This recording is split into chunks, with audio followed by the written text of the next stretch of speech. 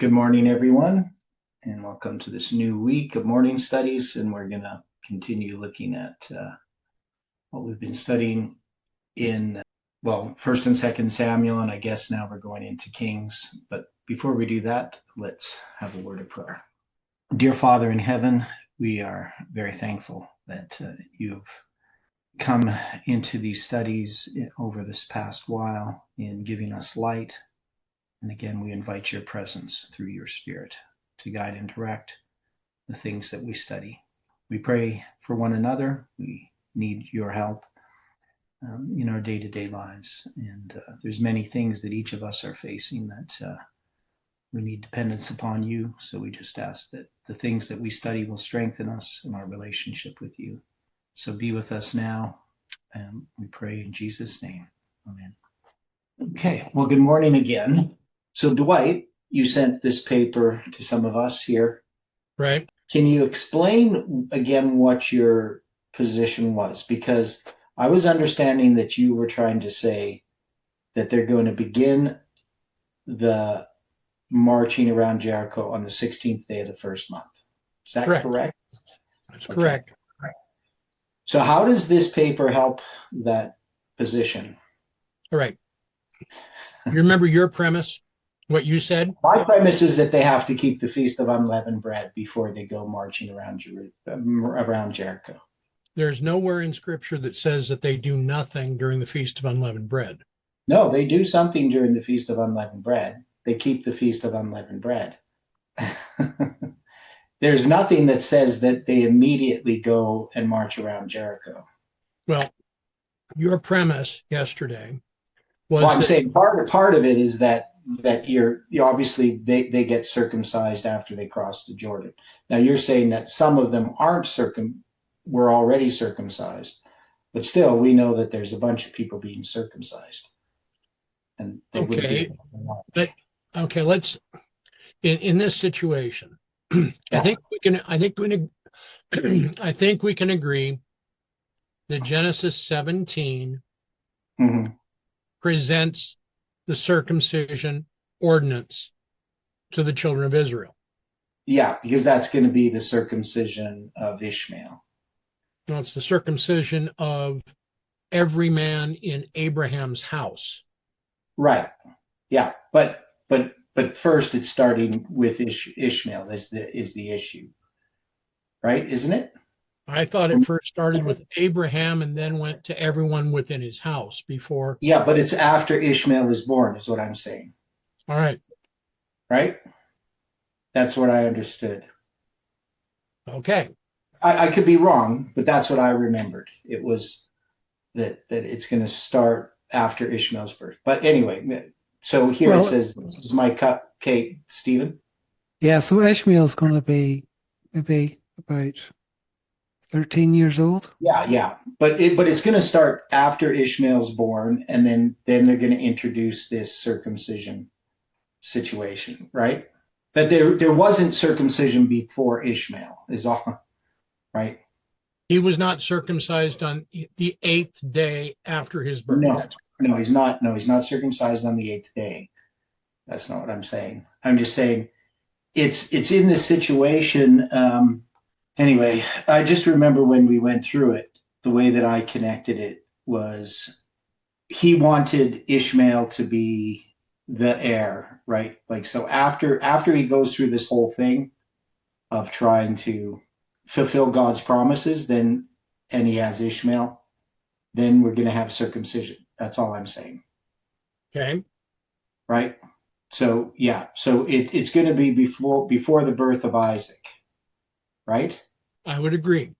Yeah. Okay. So that's what I'm saying. What I'm saying is, like, they never talked about circumcision prior to this time, to Genesis chapter 17. There again, I would agree. Yeah. And my understanding from a historical point of view is that in the pagan nations, priests were circumcised. That is, circumcision was something that did exist in that society, but it was only for priests. And when God provides circumcision that all the males are circumcised, that this is the idea that you have a kingdom of priests. So it's not even going to just be the firstborn son, that all the males would be circumcised. So it was kind of a statement, but that's sort of from extra biblical information. So it wasn't like the Jews were the only people that ever circumcised, from historical documents, but that could be disputed. Okay, so we're going to have here in chapter 17, we're going to have the covenant of circumcision. All right. Now, this ordinance had been given to Abram about 1939 BC, correct? Yeah, I'm pretty sure that's about it, because you're going to have in 1963 that he leaves Haran. And so that would be how many years later that's going to be? No, that goes the other way. I mean, if it's 1963, that's 24 years earlier. Yeah, he's going to be born. He's going to be born in 1963. Is that it? Who's born in 63? Is it Abraham? No, Haran. No, he's born in 20. No, he leaves Haran in 1963. Yeah. So I don't know. So you're saying that this is going to be. So how do you base this? Because when is Ishmael born? Anybody do that? He's born in 1952 BC. 1952. So Right. 11 years after Abraham leaves Haran. Yes. Okay. So that means he would be then, well, in 1939, then he would be 13, right? Yes. Okay. So that makes sense. Okay, go on, Dwight. So my point was that there is no biblical evidence that this ordinance was to be suspended during their time in Egypt. It was. Really? Ellen White plainly says it was. Really? No. Oh, you meant in Egypt? No. In Egypt it wasn't suspended. No. Okay. Yeah, because obviously they couldn't have. But during the wilderness, it's suspended. Well, okay. That's going to be a point for us to address. Yeah. Okay. So we know that it's suspended during the time in the wilderness. That nobody's going to be circumcised when they're relegated to wandering in the wilderness. Well, you had Moses' sons; they had to be circumcised, didn't they, before he went into Egypt? Yeah. That is before the children of Israel left Egypt. Yeah, when they left Egypt. Now, yeah. So the question is, so you're saying, so Moses didn't circumcise. He wasn't circumcised. He had to be circumcised, right? Or how did that go? Okay. Moses, of course, was a Levite. On the eighth, I believe the case can be made that on the 8th day he was circumcised. Yeah, but he didn't circumcise his sons. His youngest son. Okay, the youngest son. Okay. And then he has to be circumcised before he begins his mission. The youngest son had to be circumcised, and it was his wife that did the circumcision. Yeah. That's why she commented that thou art a bridegroom of blood unto me, right? Yeah. Bloody husband, the King James says. But okay. Now, circumcision was especially noted for those of the tribe of Levi for their service within the temple, within the tabernacle and sanctuary. Yeah. Now, there are sources that have suggested that the Levites had a strong connection to Egypt and in Egypt that circumcising was emphasized because it was an Egyptian practice for priests and nobility, which would have further linked the Levites into this situation in Egypt. Right, and that's what I was saying is that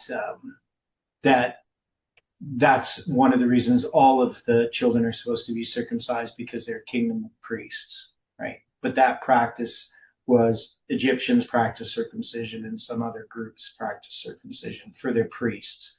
And I guess they say nobility as well. All right. Yeah. Now, by the time we get to Numbers, and I believe as we're looking at this, the situation that we're going to see in the book of Exodus and then Leviticus. By the time we're into Numbers, we're in the second year after the Exodus. Would that be correct? Well, yeah, it says second month, second year. Okay. First day of the second month in the second year. So we have the 2-2 symbol. Right. And Moses is told by the Lord, take ye the sum of all the congregation of the children of Israel after their families, by the house of their fathers, with the number of their names, every male by their polls. Mm-hmm. From 20 years old and upward, all that were able to go forth to war in Israel. Thou and Aaron shall number them by their armies. Mm-hmm. So in this situation, we're to understand that there's a census that was taken Mm-hmm. for every male that was 20 years old or older. Did you say the second day or the first day of the month? First day of the second month in the second year. Okay. All right. All right. I'm sorry, Dwight. No, you're fine. So beginning in Numbers 1:19, which of course has no significance as a symbol for us whatsoever. Going to Numbers 1:45, the men of war were numerated, and we get this presented in Numbers 1:46. Even all they that were numbered were 600,000 and 3,550. So 603,550. Mm-hmm. Now, this didn't include Levites, but this was the number of those men above the age of 20 that crossed the Red Sea. Yep. Now, Numbers 13:2, send thou men that they may search the land of Canaan, which I gave unto the children of Israel. Of every tribe of their fathers shall you send a man, every one a ruler among them. So we have 12 spies that went, right? Mm-hmm.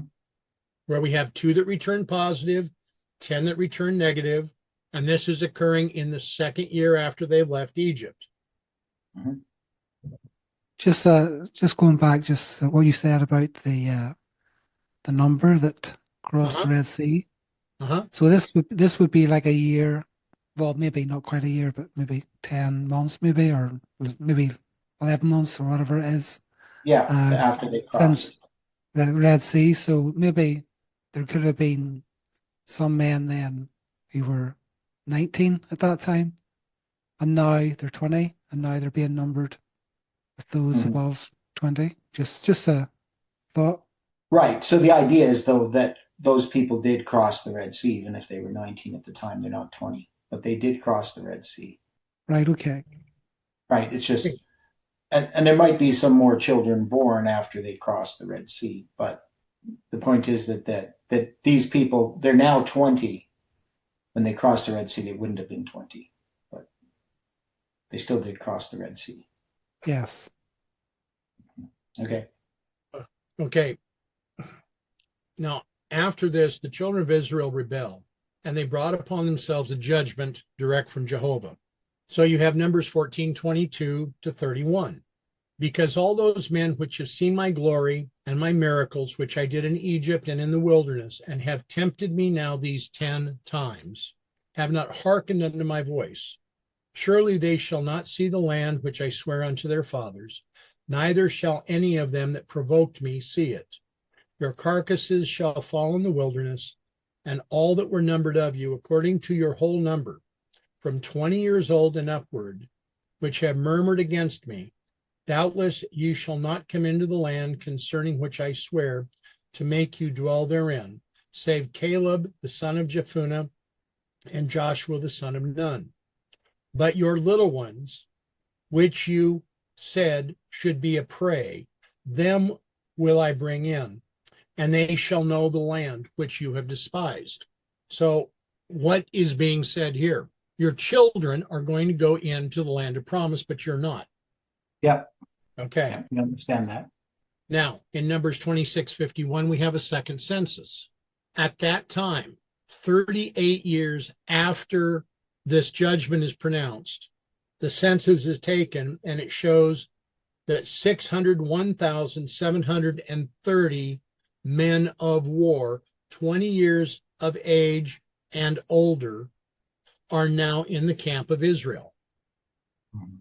Now, it's kind of interesting to me when I'm looking at this that some tribes like Simeon had lost a substantial number of their men because they were down almost 63%, while others like Manasseh were up almost 64%.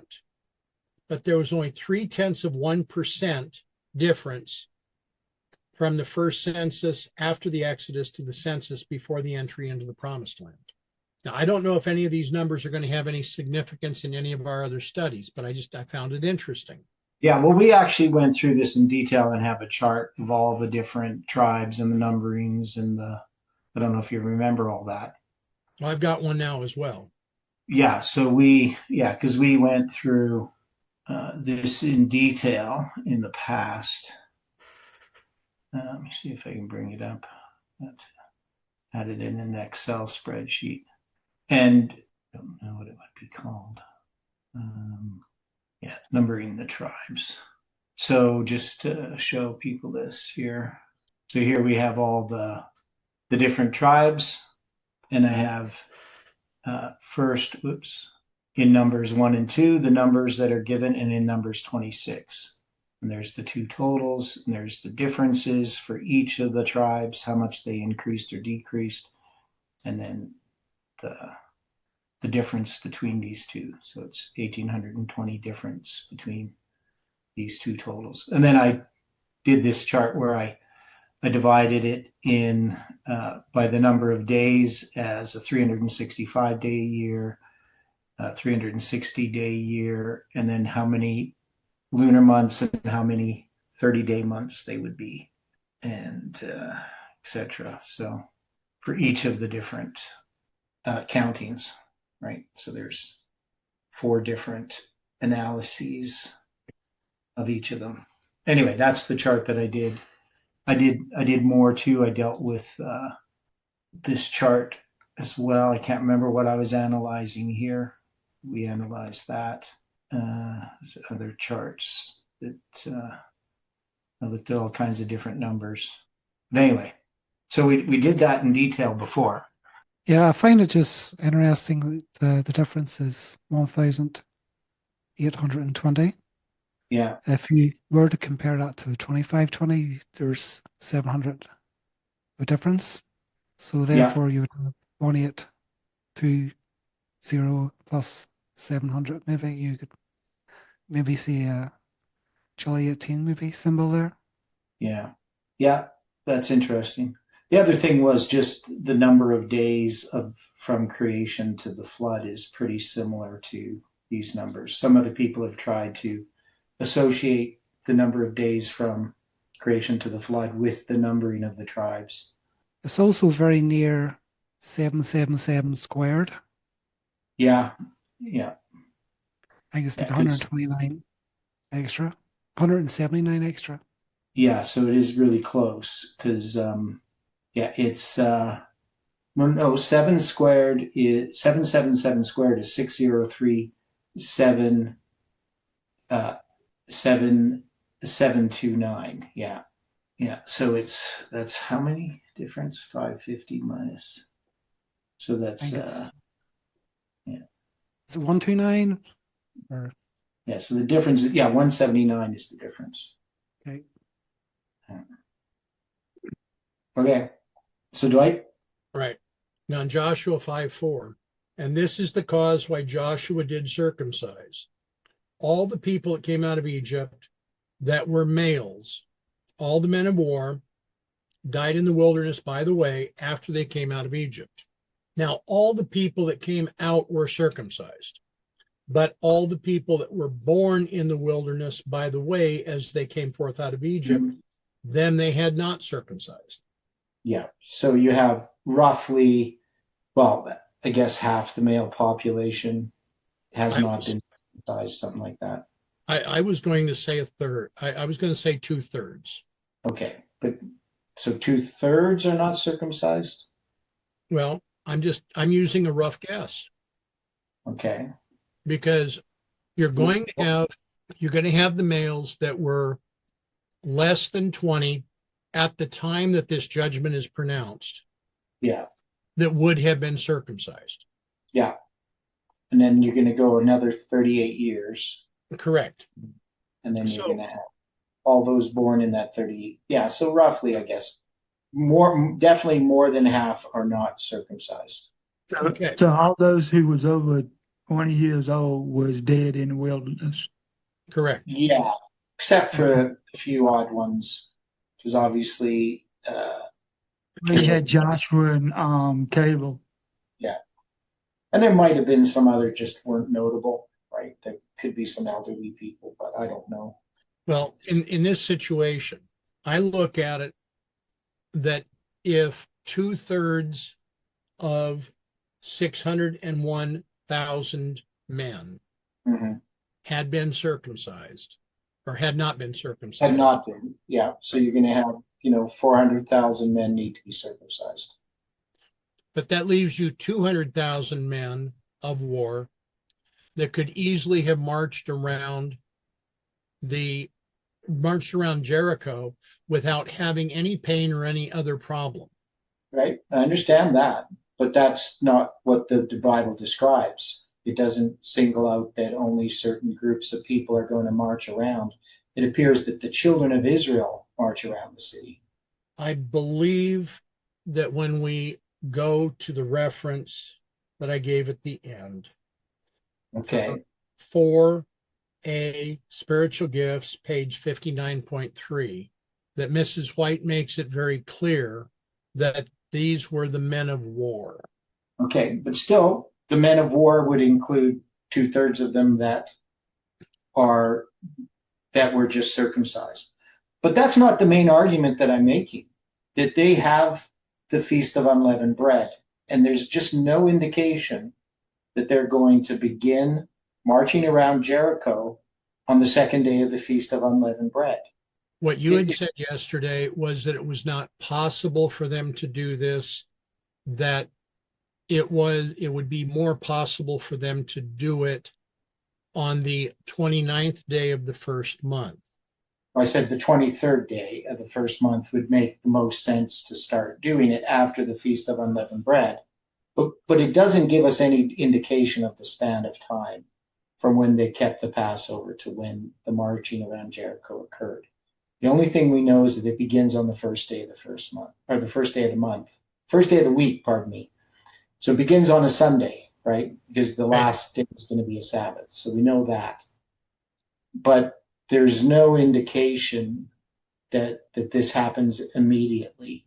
And still you would have 2/3 of the men of war that would have just been circumcised. When I look, and I don't remember ever saying something's not possible, but I said it's not.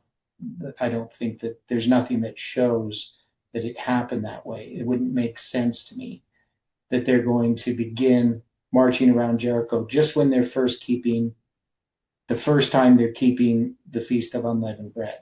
It would make sense that they're going to complete the keeping of the Feast of Unleavened Bread before they start marching around Jericho. The purpose behind what I was doing here. Mm-hmm. When you said yesterday that you could not see them marching around Jericho because they had just been circumcised, I looked because I do not, I don't see a problem if you're sending 1/3 of your army to march around But it doesn't say they're sending 1/3 of their army, right? You said it wasn't possible for them to do it at all. Okay. Well, I don't know about using the word not possible. But anyway, but my point still is not about the circumcision. That's not my main argument. That was just one of the arguments. So my main argument is there's nothing that indicates that this occurred right after keeping the Passover. There's nothing that indicates that this would have occurred on the 16th day of the first month. But that's not what you said yesterday. Well, it is what I said. So I made 3 different arguments. First is that we don't know how long it is. There's no indication of time in the story, right? Because when we read in the Bible, sometimes it can seem like things happen immediately after, and we know they can be years later. So there's nothing that indicates that immediately they're going to begin marching around Jericho. The other argument is, I understood that there are some people that had already been circumcised, but it's pretty clear that 2/3 of the men around that number had not been circumcised while they were in the wilderness, and they're going to have just been circumcised. And then the other one is that the main argument for me is that they're keeping the Feast of Unleavened Bread, and this is a sacred feast, and there would be no indication that they're doing this during the time that they're marching around Jericho. It doesn't make any sense to me. That's the main thing to me, is the main argument. But we have no indication that only one third of the men of war are going to be marching around Jericho.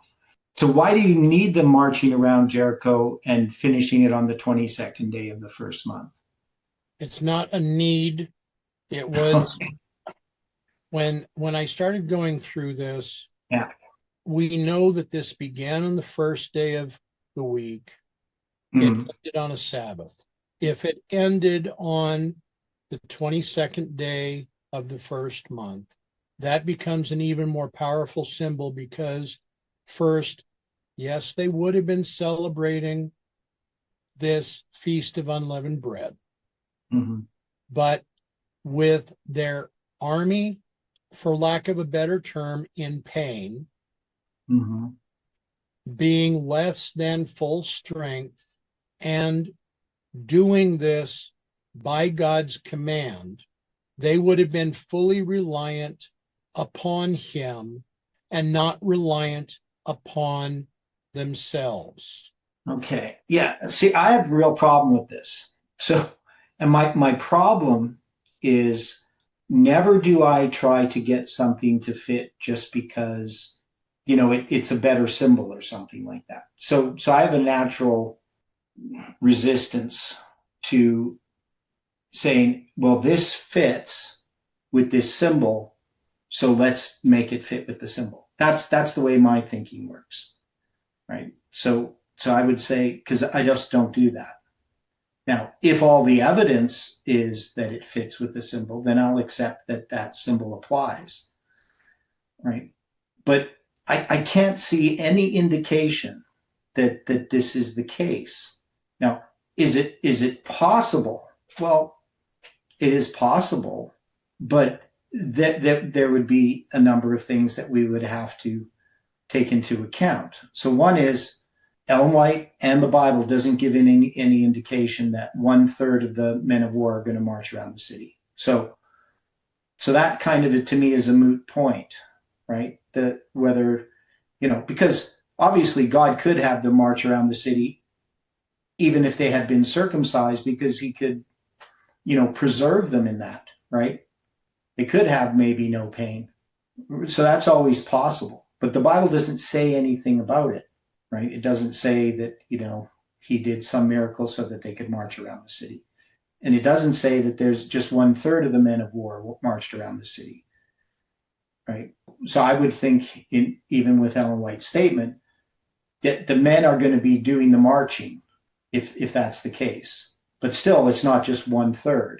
It seems to be all of them. The other thing to me is that there's nothing in the language that suggests that Jericho occurs immediately after the wave offering. Like, sure, we know that the wave offering is mentioned. The next thing's mentioned is Jericho. But there's nothing in the language that connects that chronologically. And then there's just the simple fact that they're keeping the Feast of Unleavened Bread, which is a sacred feast, that wouldn't be something that they're going to be having a war during. And if they did, that would specifically be mentioned, that happened during the Feast of Unleavened Bread. So to me, the silence on that would be evidence that it's not the case. But you want me to prove you wrong? Well, there's no way to prove somebody wrong, because we just don't have any information on it, right? There's just complete silence in that regard. So you understand how I think there, Dwight. Okay. My point, based on the way you approached it yesterday, Mm-hmm. was to come back and say that there's a possibility and Okay. that there's a way that this could have occurred. Yeah. Yeah. And I don't remember saying it's impossible, but maybe I used those words. But I gave 3 reasons, not one, right? You're giving your reasons now. Thank you. Well, I did give them yesterday. I gave those 3 reasons yesterday. But yeah, so but I mean, I still think it's good to go through this, right? To go through the discussion. But I still don't I still don't understand why you would take that position in the first place. Like, it just doesn't, to me, it doesn't seem to be logical. It wouldn't be a logical conclusion that I would draw from the text. It would be something that I would have to be forcing to fit. That's the way that I would look at it. You understand what I'm saying there? I think you have made your point. Okay. Yeah. Yeah. And I think it's a good point. I mean, the good to go through this, because the one thing that people might accuse us of is, and they have, is, well, you have these dates, or you have this, coincidence of something, and you've just made it up, right? That is, you force something into a box. They do that with the 2520 with Manasseh's captivity, right? They just say, oh, you took this prism B and you just said, well, this is S.R. Hayden, and that fits with your idea, so that's why you did that. Or you have this chronology of the 430 years of Ezekiel. So you just made this chronology fit the prophecy of Josiah, and so people looking at something that we do, they could say, well, you had this conclusion, and then you maneuvered the data to fit some conclusion. But we never did that, right? Like, we never did that. We worked out the chronology first, right? We worked out the dates first, and we can see this happening again and again, like, for instance, dealing with the wave offering. So we had this chronology of when the Exodus occurred a long time ago, right? I hadn't even taken into account the days of the week at all when I first worked on the chronology. I didn't know enough in how to do that, right? And yet, when we looked at the falling of the manna, it fit perfectly with the chronology we had of the Exodus. And that's extremely unlikely. And almost nobody who has a date for the Exodus ever even takes into account the days of the week for the falling of the manna. And as far as I know, I could only ever find one person on the internet who even tried to calculate when the manna fell. Now, they had the wrong years completely, and they don't really take into account how the calendar worked, right? So they just kind of say it's 40 years less a month, but they're not really sure how that works, right?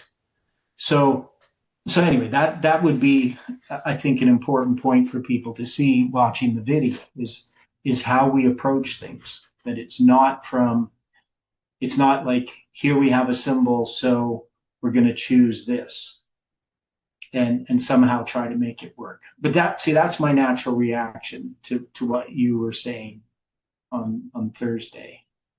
Is it just seemed to me that you were doing that type of thing, which I wouldn't do. And the evidence wouldn't be in that direction. So I know I didn't hurt your feelings or anything,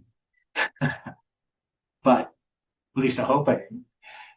But you understand now, right? How I think.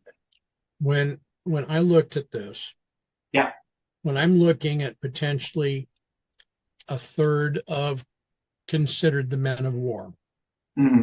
I compare that against military history that I have some familiarity with. Now, yeah, you wouldn't have to have all of the soldiers necessarily marching in an operation. Correct. No. Now, and a person could make an argument that maybe on the 7th day, everyone marched around because now they were feeling better.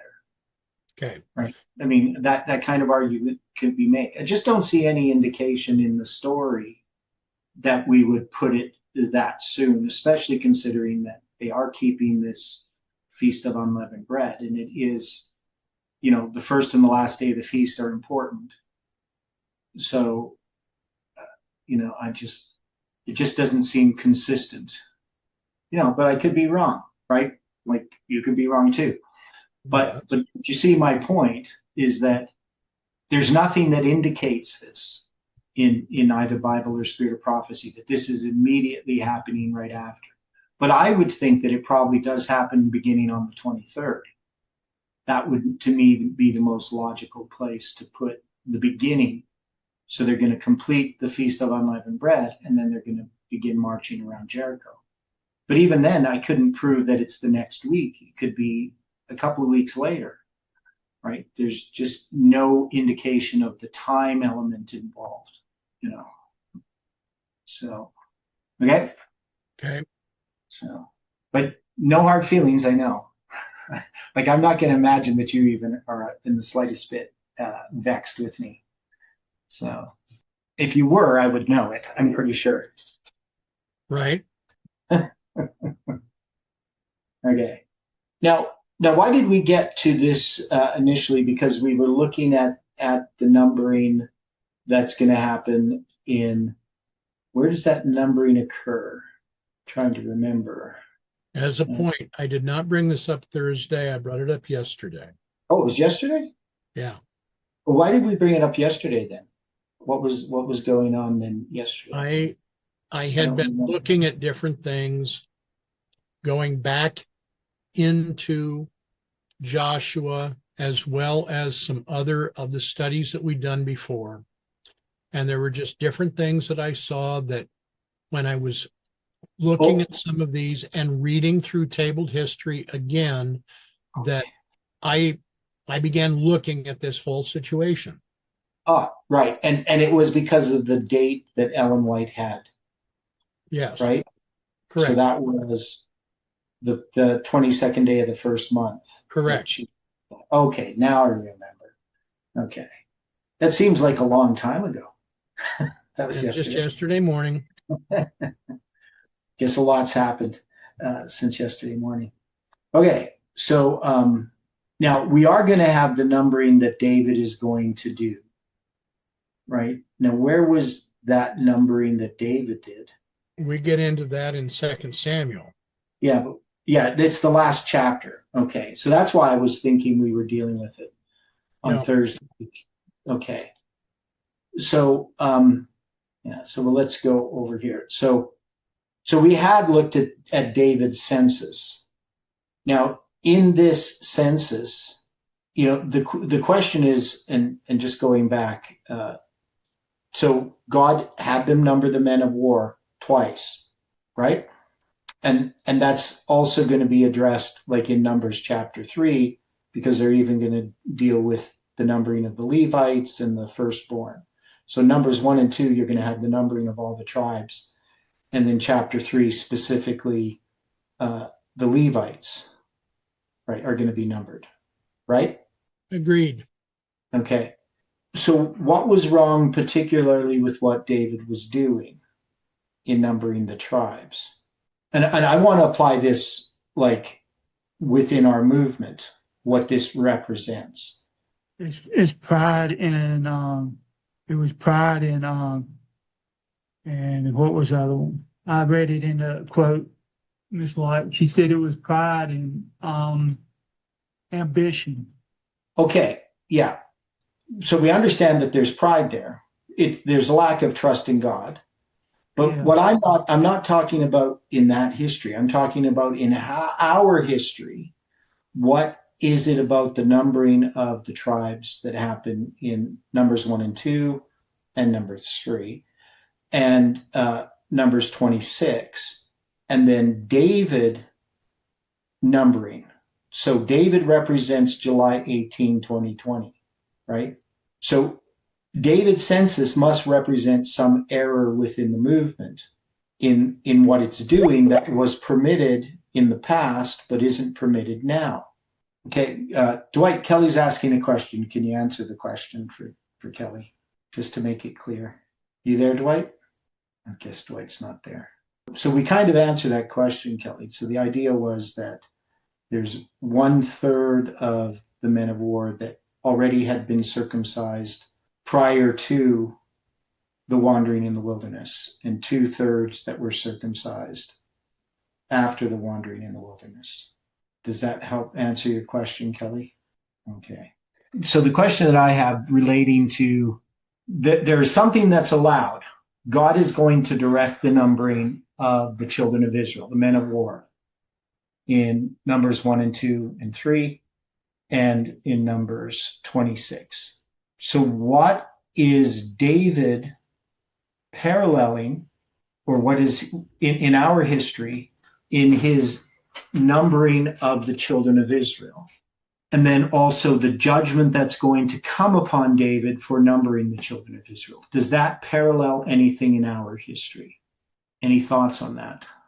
Could that have something to do with time setting? That July 18, 2020 was not meant to predict an event, some external event, that it was a witness against time setting in our movement. Could that be illustrated by this? William, do you have a comment? Stephen, do you have a comment? Yeah, I'm just sort of thinking, how would that then work with warning Nashville? Should we not have warned Nashville in the way we did? Could we have warned Nashville without giving a date? Probably not as effectively as what occurred. Yeah. So obviously in God's providence, we can see, just like with October 22nd, 1844. Should the Millerites have proclaimed October 22nd, 1844, that Christ is returning? Well, we can see that they were wrong, but in God's providence, things worked out. But there still is a consequence of that, right? Yes, but even if they had it right, it's kind of, I think it was God had his hand over it. Well, he had his hand, so he had his hand over the mistake in the charts, which affected which disappointment? Well, part of the movement thought that they was going to be lifted up if it came to pass. Oh, the first disappointment in the spring. Yeah. So we have to remember that the first disappointment is the one that the mistake is about, right? And often it's misunderstood within Adventism. That is, most Adventists think that the mistake was recognized after the first disappointment, but they already recognized the mistake back in 1843. Because in 1843, they're now trying to figure out, as they're getting closer to that date, well, when exactly do the prophetic periods end? And they have to take into account that there's no 0 year. They hadn't noticed that before. And so they're going to, in order to preserve the date 1843, they're going to make an argument that we have to take into account the fullness of the year. And if we count the fullness of the year and we count those 2,300 full years from the spring, because they have the decree being issued in the spring, so they're not going to talk about the fall, they're just going to talk about the spring, then it would end in the spring of 1843. Those full years would have been completed. So they're going to count from the first day of the first month, and they're going to count the full years to the last day of the 12th month in 1843, which would be in the spring of 1844. Now, they're not going to have the correct calendar. That is, they haven't even really dealt with the biblical calendar at that point. So when the hand is removed, it still takes some time for them to sort through how that affects things. Now, sure, Samuel Snow is going to start to understand that prior to the end of Miller's prediction, and that's going to be, empowered in the 7th month movement. But that's the mistake that was hid on the chart. Now, they did make a mistake as to what was going to happen. That is, they believed that the earth was going to be cleansed by fire. So that's a different mistake altogether. And we made a mistake in regard to Nashville being hit by a fireball. But was it wrong for the Millerites to proclaim that Jesus was coming back in 1843, or about the year 1843? I mean, obviously that warning needed to happen, just as the warning for Nashville needed to happen. And, it's hard to say, well, if it had happened differently, would it have been effective? So did God not just generally want us to make these mistakes? Well, the reason why we need to make the mistakes has to do with our character ultimately, right? That God is not, he's using what he has as far as the human beings, but we're a faulty. So he allows us to make these mistakes because he's not just going to interpose, just like you're not going to try to, force a rose to bloom, or, break open the shell of a chick that's, help it out when it's trying to get out of its shell. Those are going to be counterproductive. So if we're going to take this census of David and we're going to align it with the time setting that we did with July 18th, as Seventh-day Adventists, we have a really clear message regarding time setting. Should we have not taken into account the counsels in the spirit of prophecy regarding setting dates? Well, that was much deliberated, by Jeff, that prior to 2018, that we don't time set. Yeah. And then when he did, now the one thing I don't fully understand, and maybe you understand it better, Stephen, but in when Jeff is now going to support time setting, so they're going to have the meeting there in Italy in 2018, and Parminder is going to present, I guess technically the day after the camp meeting, so on the 10th of June. He's going to present this argument that we're going to set time, and Jeff is going to accept that. Now, I don't believe I've ever seen that presentation that Parminder did. Did that presentation get lost or damaged or something? I'm not aware. I thought it was maybe put up initially because it was part of it was Future is Now. So that was the Blazings. The Blazings had put them up on their own website. So that was where they were initially published on their YouTube. So I wouldn't think it'd be there now, but.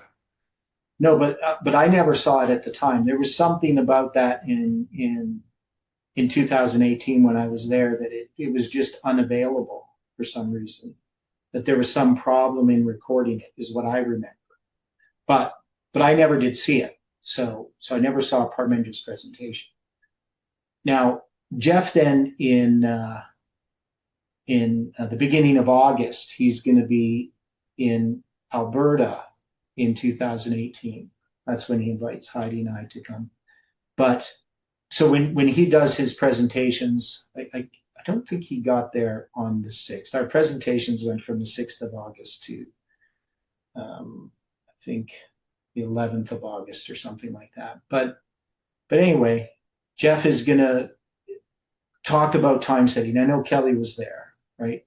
So he's going to talk about, all of the arguments against time setting. And then he's going to just say, well, now we're going to be setting time.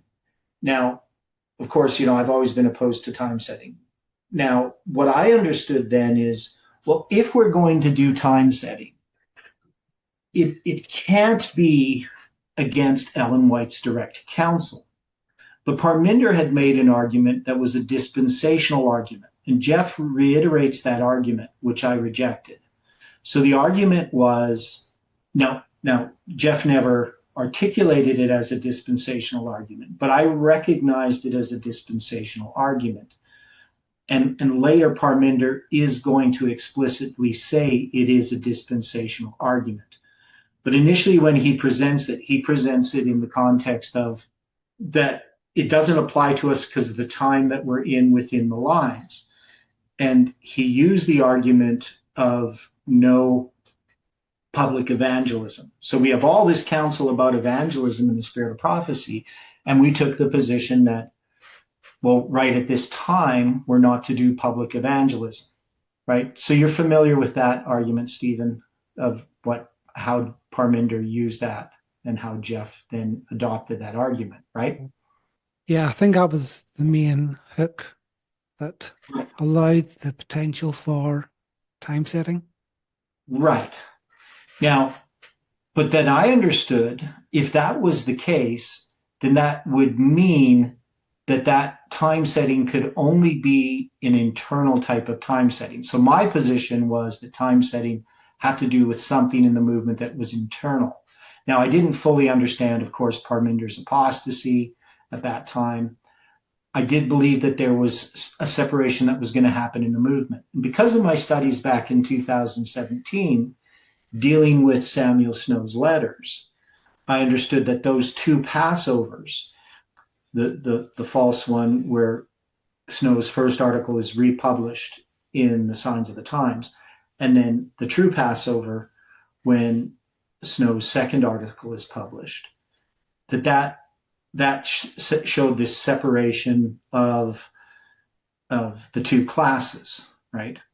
The false priests from the true priests. So I believe that this time setting of November 9th would relate to the separation within the movement. I just didn't expect it to happen the way that it did. I didn't foresee, Parminder's group, being labeled, the Omega and etc. Right? But we can see then that the time setting associated with July 18th. July 18th was, in my understanding, an attack against Parminder's time setting. And I saw that fairly early on, that it was in response to November 9th, but I didn't fully understand how that applied, right? Until, the rebellion happened. I thought that it was going to correct, like I thought Parminder would be corrected and Tess would be corrected by July 18th, right? I didn't think that it would cause that separation of the groups, but it's all connected, right? So November 9th, July 18th, December 25th, these are all waymarks within our movement that show this separation that occurred within the movement. Now, if we take David's census as relating to time setting with July 18th, we also have some other things that we would have to consider. So we have, well, and I know we went through it, but we didn't really, I don't think, complete this study. So again, the anger of the Lord was kindled against Israel and moved David against them to say, go number Israel and Judah. So first off, the anger of the Lord is already kindled against Israel, and he's going to move David against them to say, go number Israel and Judah. What does that mean? If we're going to apply it. Yeah. Okay, Stephen. So would that mean that the people of Israel had that Gedol aspect already in their hearts? And then when David sort of went to then initiate that time setting, that they were, in a way, this is kind of fitting or character? Yeah. So when we look at the movement, that God was trying to correct the movement. So July 18th is given by God to move David, being July 18th, right, to set time. And that would be in response to November 9th, right? So that's already what I think, right, that happened.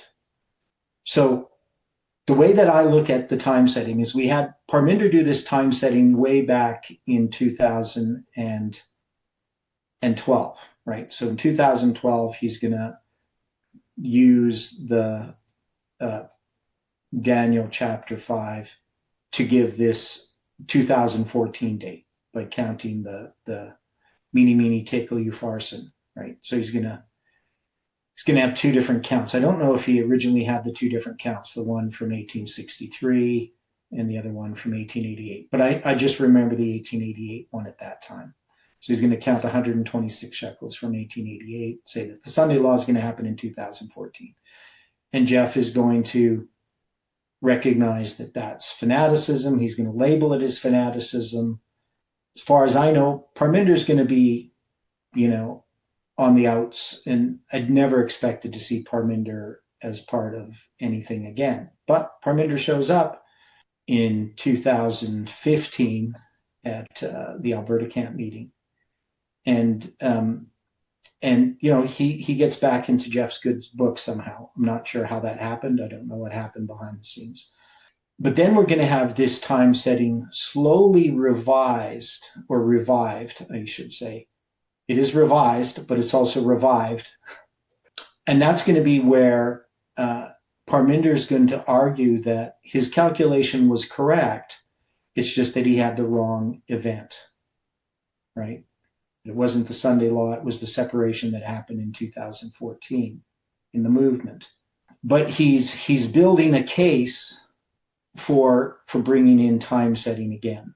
Now, all that stuff that happened in 2017 with the organizational camp meeting in Romania in September of 2017, the secretive meetings, the banishment of Chawatu and Kimberly, and just all of the stuff that was happening, and him teaching about the nature of man, which is a false teaching on the nature of Christ.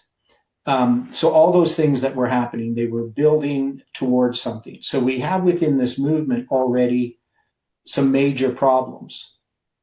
So now, just because the anger of the Lord is kindled against Israel and moved David against them to number Israel and Judah, doesn't mean that David was right in numbering Israel and Judah, right? So he's going to recognize it himself that it's wrong. Would that parallel what happens in the understanding that July 18 is on a line of failed predictions, and that it's meant to correct the movement, even before the disappointment itself? Can we see that fits? Because it's pretty obvious that the movement was not prepared for the responsibility that would be put upon its shoulders if July 18th had happened as predicted. Any thoughts on that? So you're saying that David recognized it was wrong before he began the number? No, after he had started numbering, he begins to recognize he had sinned, right? According to the text here. So if we read on, it says, "For the king said to Joab, the captain of the host, which was with him, Go now through all the tribes of Israel from Dan even to Beersheba, and number ye the people, that I may know the number of the people." Now this, of course, the symbol of Dan to Beersheba, Jeff had dealt with as a symbol, right? Which we probably could look into again a bit more about this phrase. "And Joab said unto the king, Now the Lord thy God add unto the people how many soever they be, 100-fold, and that the eyes of my lord the king may see it. By why doth my lord the king delight in this thing?" So even Joab doesn't think this is a good idea. "Notwithstanding, the king's word prevailed against Joab and against the captains of the host. And Joab and the captains of the host went out from the presence of the king to number the people of Israel. And they passed over Jordan and pitched in Aurora on the right side of the city that lieth in the midst of the river of Gad toward Jazer. And they came to Gilead and to the land of Tatim-Hoshi, and they came to Dan Jaan and about to Zidon, and came to the stronghold of Tyre and to all the cities of the Hivites and the Canaanites, and they went to the south of Judah, even to Beersheba. And when they had gone through all the land, they came to Jerusalem at the end of 9 months and 20 days. And Joab gave up the sum of the number of the people unto the king, and there were in Israel 800,000 valiant men that drew the sword, and the men of Judah were 500,000 men. And David's heart smote him after that he had numbered the people, and David said unto the Lord, I have sinned greatly." So I guess he's numbered the people, but he's not being rebuked of the Lord. He's being rebuked of his own self, I guess, is the way that it is here, right? So even though he's numbered the people already, he's not waiting till some prophet comes and tells him he's done something wrong. He's going to recognize it himself. Okay, I guess that I was getting that mixed up. He says, I've sinned greatly in that I have done, and now I beseech thee, O Lord, take away the iniquity of thy servant, for I have done very foolishly. Okay, so David's heart smote him after that he had numbered the people, not before. For when David was up in the morning, the word of the Lord came unto the prophet Gad, David's seer, saying, Go and say unto David, Thus saith the Lord, I offer thee 3 things. Choose thee one of them, that I may do it unto thee. Okay, so we've been through this before. So they got 3 things that are being offered. 7 years of famine to come unto the land, fleeing from the enemy 3 months, and then pursuing you, right? Or that there be 3 days pestilence in thy land. Now advise and see what answer I shall return to him that sent me. And David said unto Gad, I am in a great strait.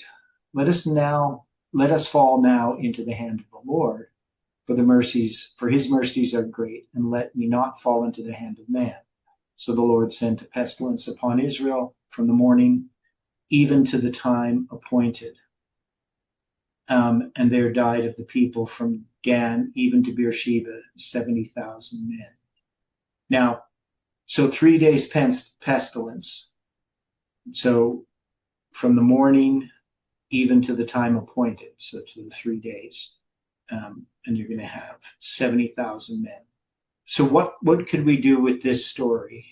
How does this fit into what we're talking about here? What are these 3 options? So 7 years of famine, what is that? And Angela put this thing here in 1 Chronicles 21:1, where it says, Satan stood up against Israel and provoked David to number Israel, which is kind of interesting. So we have on one hand, so just kind of skipping back, where it says, again, the anger of the Lord was kindled against Israel, and he moved David against them to say, Go number Israel and Judah. Where in 1 Chronicles 21, is it 1 Chronicles 20? And Satan stood up against Israel and provoked David to number Israel. So what do we do with this apparent discrepancy? Well, in my Bible for 2 Samuel 24:1, it says in the margin, that he is Satan. Okay, so in 2 Samuel 24:1, so it's going to say the anger of the Lord was kindled against Israel, and Satan moved David against them to say, Go number Israel and Judah. So they're just going to say the he is Satan, even though Satan hasn't been mentioned in this section at all, right? Yeah. Okay. So are they reading into the text something that we just notice, or is there some other way that we could address this? Well, why would God move David to take a census if God was later to plague him for doing so? Okay. So why would did God lead in us giving the understanding of July 18, 2020? Was that of God? Or was that of Satan? Well, I believe that was of God, but it was our attitude that God is angry with us about. It's not the giving of that message. So can't both be true? What do you mean can't both be true? Well, can't it both be true that Satan is involved and God is also involved? Well, yeah, it's a great controversy. Yeah. And God allows David to do something, right? But ultimately, it's not really God's will, right? God doesn't want to have these things occur. Because when I look at July 18th, so getting back to what I was saying, so Parminder sets in motion this time setting. If it wasn't for Parminder, we wouldn't have had any time setting. Parminder is satanic, right? That would be the Satan side provoking, standing up against Israel and provoking David to number Israel. But also we can see that God's hand is in it, right? Satan's hand is more in the November 9th one. God's hand's more in the July 18th, but both are time setting. Now, I just want to see if Ellen White has any particular. The quote I was talking about is Patriarchs and Prophets 7:48. I can't get it to paste onto the. 747 and 748. Yeah, that's right. The one that I was talking about is talking about the people being proud. Yeah, okay. So like when we read it here, intercourse with heathen peoples led to a desire to follow their national customs and kindled ambition for worldly greatness. We can definitely see that within the movement. As the people of Jehovah, Israel was to be honored, but as pride and self-confidence increased, the Israelites were not content with this preeminence. They cared rather for their standing among other nations. Their spirit could not fail to invite temptation. This spirit could not fail to invite temptation. With a view to extending his conquests among foreign nations, David determined to increase his army by requiring military service from all who were of proper age. To effect this, it became necessary to take a census of the population. It was pride and ambition that prompted this action of the king. The numbering of the people would show the contrast between the weakness of the kingdom when David ascended the throne and its strength and prosperity under his rule. This would tend still further to foster the already too great self-confidence of both king and people. The scripture says Satan stood up against Israel and provoked David to number Israel. So there she's going to quote the passage from 1 Chronicles 21, verse 1. Right? I tried to place that quote on the chat, but it won't let me do it. What's this? I said I tried to place that on the chat, but it wouldn't let me do it. I wonder why. I don't know why it's like it's blocking it for some reason or another. No, you shouldn't be blocked from sharing on the chat. No, you have no block here, so I'm not sure why. Okay. Anyway, she's going to quote that passage rather than the one in Samuel, 2 Samuel 24. She's going to quote the one in 1 Chronicles 21, verse 1. The prosperity of Israel under David had been due to the blessing of God rather than the ability of her king or the strength of her armies. But the increasing of the military resources of the kingdom would give the impression to surrounding nations that Israel's trust was in her armies and not in the power of Jehovah. Though the people of Israel were proud of their national greatness, they did not look with favor upon David's plan for so greatly extending the military service. So now, of course, our time is almost up here. So that's pretty interesting that she uses that verse. I'm just going to go. I'm going to go to if she quotes the 2 Samuel 24:1. Yeah, that doesn't help us. The work of numbering Israel is not fully completed before David feels convicted. Oh, this is where I'd read. So he actually felt convicted before it was fully completed. I knew I'd read that somewhere. That he has committed a great sin against God. He sees his error and humbles himself before God, confessing his great sin and foolishly numbering the people. But his repentance came too late. The word had already gone forth from the Lord to his faithful prophet to carry a message to David and offer him his choice of punishments for his transgression. Okay, so we don't have anything particularly about that verse 1 of 2 Samuel 24. But anyway, we'll come back and look at this tomorrow. So this numbering, and there's a number of things, no pun intended, regarding this numbering, because, and I think it's good that Dwight brought this up, because we obviously understand that numbering has to do with numbers, right? And so I think there's something here that we have to examine that will help us. But any final thoughts before we close with prayer? Okay, let's pray. Dear Father in heaven, we are grateful for the time that we have together, for the fellowship that we can have in studying your word. And we just ask that you can continue to work upon our hearts and that you can guide and direct in these studies. Help us in our personal study to look at these things and to receive what it is that you want us to see. Thank you for each person. May you bless them. May you help us in the things that we do today, that we may glorify you. And we pray this in Jesus' name. Amen.